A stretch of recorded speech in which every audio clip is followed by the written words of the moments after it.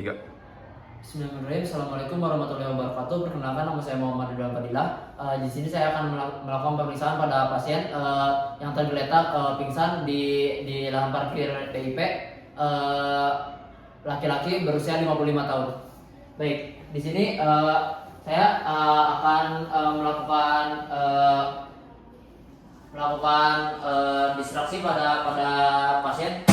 Pak, Pak, Pak. Kemudian di sini pasien tidak merespon. Karena pasien tidak merespon, saya akan memberikan infus nyeri. Pak, Pak. Baik, di sini pasien tidak merespon juga. Baik, saya akan memanggil pihak berwajib. Halo, di sini saya Ridwan. Saya menemukan pasien tergeletak pingsan berjenis kelamin laki-laki berusia 55 tahun. Dia tergeletak pada parkiran BIP. Menurut saksi, beliau terlihat memegang dada pada sebelah kiri sebelum akhirnya beliau tumbang. Kemudian menurut saksi juga setelah dipanggil beliau tidak merespon. Setelah saya mengecek juga tadi tidak ada responan setelah saya menepuk bahu serta menggoyangkannya. Ditemukan di sini nadi karotidnya itu ada dan teraba dan nafasnya itu irregular. Di sini saya meminta barang yang bernama AED. Baik, di sini saya akan memeriksa pada denyut nadi karotidnya, dan juga saya akan memeriksa pada bagian dada pasien. Apakah terlihat bernapas apa tidak? Baik, di sini ditemukan. Kenapa saya harus memeriksa denyut arteri karotid? Karena arteri karotid adalah terletak paling superficial dan terletak paling dekat dengan jantung. Ini paling mudah dilakukan karena arteri karotid juga adalah yang paling kuat. Terus ditemukan juga pada dada pasien itu bernapas secara irregular. Kemudian saya melakukannya tadi itu sekitar 10 detik. Kenapa maksimal 10 detik? Karena ini akan membantu agar pemeriksa itu tidak ragu akan pemeriksaannya, dan juga agar tidak menunda proses palpasi.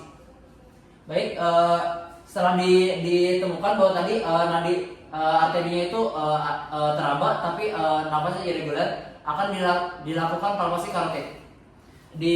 Dilakukan pada bagian dada secara puting, pada bagian sternum akan dilakukan sekitar 30 banding 2 dengan kedalaman 5 sampai 6 cm. 1, 2, 3, 4, 5, 6, 10. 1, 2, 3, 4, 5, 20.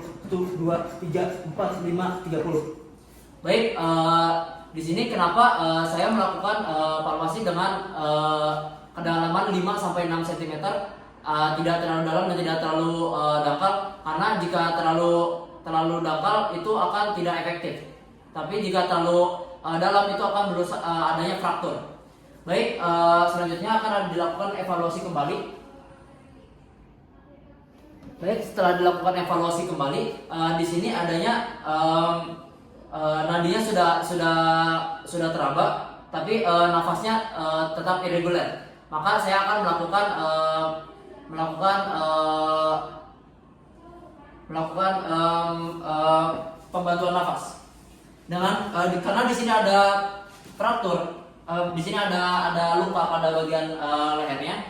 Itu saya akan lakukan dengan metode jauh teras. Jadi saya akan mengangkat pada bagian dagu dan saya akan membuka pada bagian dagunya. Selanjutnya saya akan melakukan ventilasi. Saya akan melakukan ventilasi dengan satu kali per 5 detik. 1 menitnya itu 12 kali, sekitar 12 kali. Saya akan melakukannya 2 menit, berarti sekitar 24 kali. Baik, ketika sudah selesai, maka lakukan lagi evaluasi.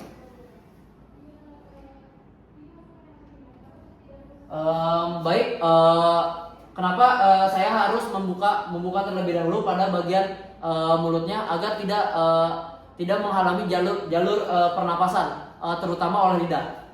Baik, setelah saya melakukan evaluasi tadi, ditemukannya nadi sudah teraba dan juga nafas sudah berjalan dengan lancar. Setelah itu saya akan melakukan saya akan melakukan recovery position. Jadi nanti saya akan membalikan sebelah pada bagian tubuh pasien. Kaki sebelah kiri akan saya silangkan ke sebelah kanan, dan juga sebelah kanannya, tangan kanannya akan berada pada pipi, dan tangan kirinya juga akan berada pada sebelah pipi. Nah, kenapa pertama ketika sudah teraba nadinya tapi tidak nafasnya tetap tidak ada, hanya dilakukan ventilasi saja, tidak ada palpasi karotid, karena di sini sirkulasinya sudah baik tetapi hanya nafasnya yang irregular.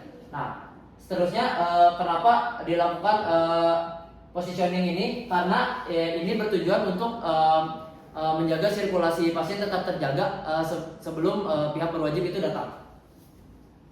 Baik, ketika sudah selesai, nanti pihak wajib akan menangani sisanya. Alhamdulillah untuk pembuatan Adams ini sudah selesai. Wassalamualaikum warahmatullahi wabarakatuh.